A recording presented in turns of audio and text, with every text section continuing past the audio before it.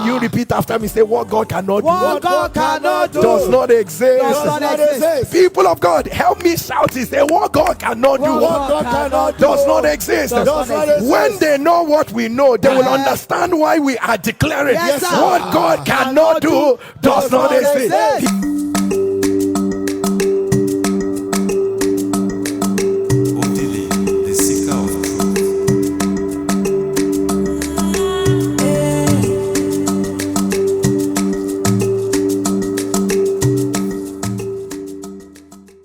It was probably 3 or 4 years ago when I suddenly started seeing a hashtag on the social media posts of some of my Nigerian friends on Facebook and WhatsApp. It was tagged, "What God cannot do doesn't exist." It was either posted alone or in combination with a message of praise and thanksgiving to God. It looked more like what one would hear in Pentecostal circles, but some of my Catholic friends were posting it too.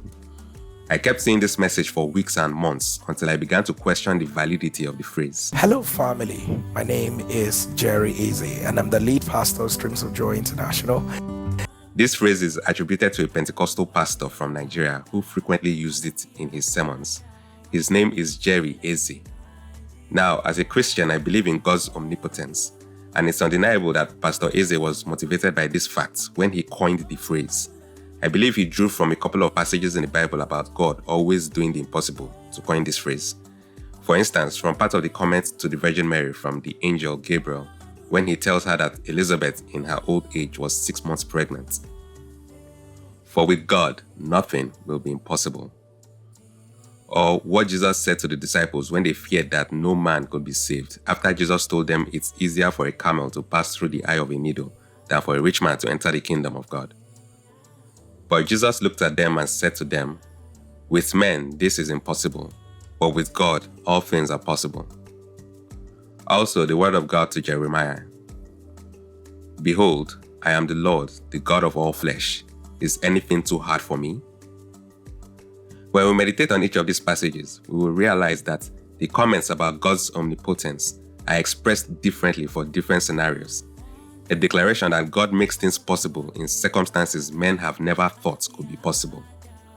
Now, some Christians might get trapped in a situation where overly zealous atheists, who tend to be witty with their logic and need to discredit God's omnipotence or existence, would claim that God is responsible for evil since he refuses to stop it when he can, for it to be impossible for him to be unable to stop it since he's omnipotent.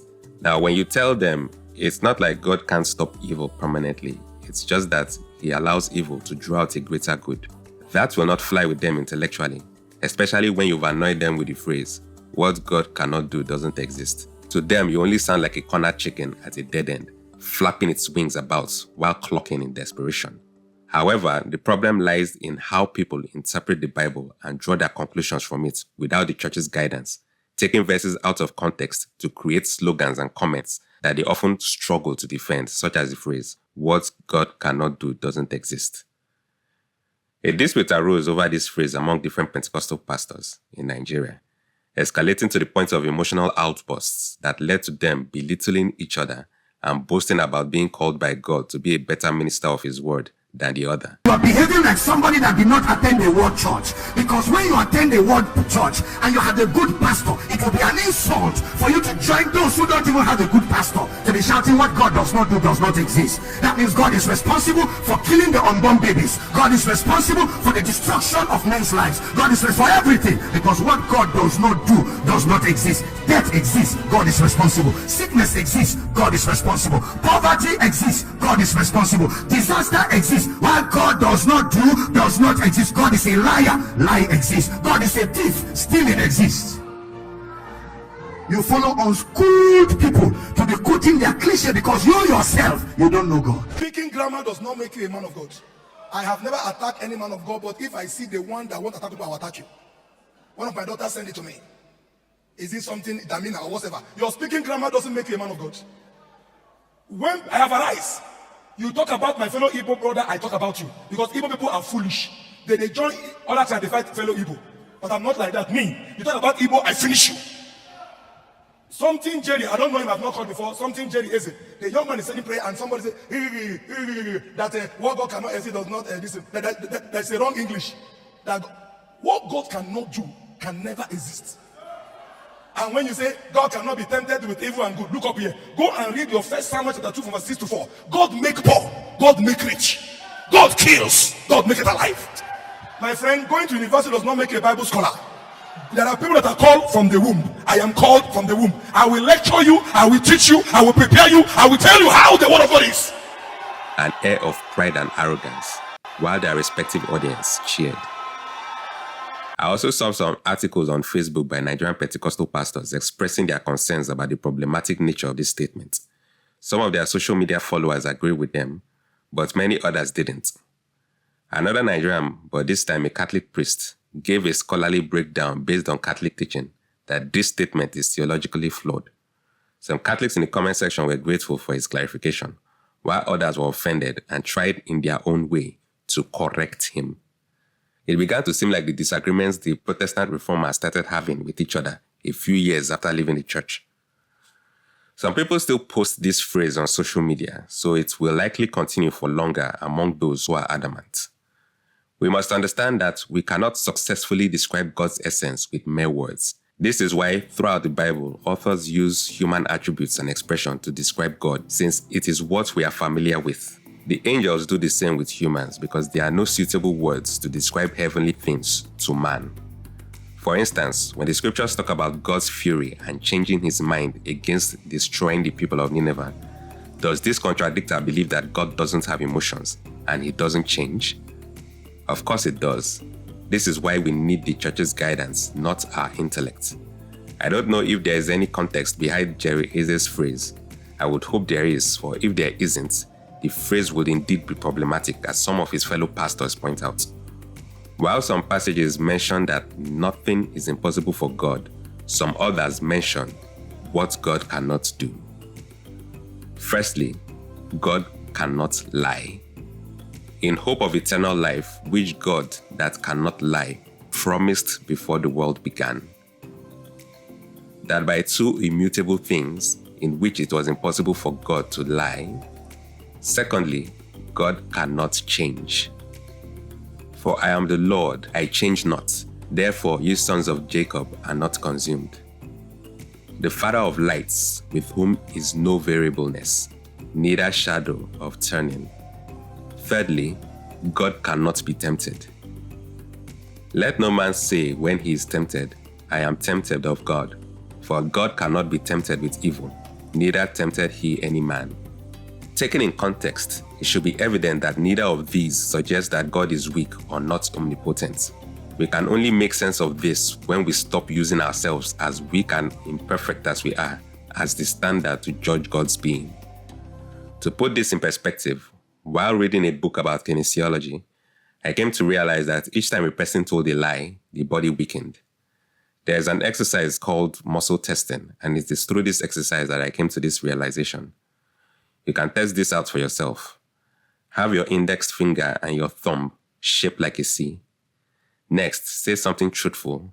Then gently, but not forcefully, try to use the index finger and thumb of your other hand to push your C-shaped finger and thumb together. You should be unable to do this easily. Next, say something that is a lie and try it again. They will come together and also feel weak. This happens all the time. I concluded that a chronic liar was probably growing weaker bodily and was likely vulnerable on different levels, either to evil or sickness. Now that might be a stretch, but it was undeniable that lying weakened the body. Therefore, the fact that God cannot lie reinforces proof of his omnipotence. In contrast, our tendency to lie is a symptom of our fallen states and our need to align our will with God's will, thereby rising above our weakness and sinfulness. Secondly, Jesus commands us to be perfect just as the Father is perfect. We are creatures of change, and we are meant to change from our sinful ways and walk towards holiness. Our sins are tied to our weakness. God is already perfect and does not need change. This is another proof that reinforces his omnipotence and why he cannot change. We strive for perfection, and therefore we need to change because we are imperfect. Thirdly, we fall into temptation easily when we are at our weakest point. God has no weaknesses. He is perfect and holy and therefore cannot be tempted. This reinforces his omnipotence. God cannot be evil and good at the same time. He cannot be changing and unchanging. He can only be one or the other. If we still fail to see that God's omnipotence doesn't lie in paradoxes, but in what he can do and what he cannot do because of his perfection, then we will not appreciate why we are to focus on God to rise above our weaknesses and defeat the enemy. From the Catechism of the Catholic Church, Article 212, God is the fullness of being and of every perfection, without origin and without end. God is he who is, from everlasting to everlasting, and as such remains ever faithful to himself and to his promises. Therefore, God is truth itself, whose words cannot deceive. The Catechism of the Catholic Church, 215. God is truth itself, whose words cannot deceive. This is why one can abandon oneself in full trust to the truth and faithfulness of his word in all things. Therefore, God cannot lie or deceive, nor can he act against his nature. 2. God cannot do evil. While the Catechism does not have a direct phrase like God cannot do evil, it implies it repeatedly in its teachings about his holiness and goodness. The Catechism of the Catholic Church, 385. God is infinitely good, and all his works are good. Yet no one can escape the experience of suffering or the evils in nature, which seem to be linked to the limitations proper to creatures, and above all, to the question of moral evil. Therefore, God does not and cannot cause moral evil. God cannot be unfaithful. Catechism of the Catholic Church, 2086. The first commandment requires us to nourish and protect our faith with prudence and vigilance, and to reject everything that is opposed to it. There is no other God except the one true God. He is faithful to his promises. For the phrase, what God cannot do doesn't exist, to be entirely accurate, it would require God, in certain circumstances, to go against his nature, which in itself is impossible and will be our doom.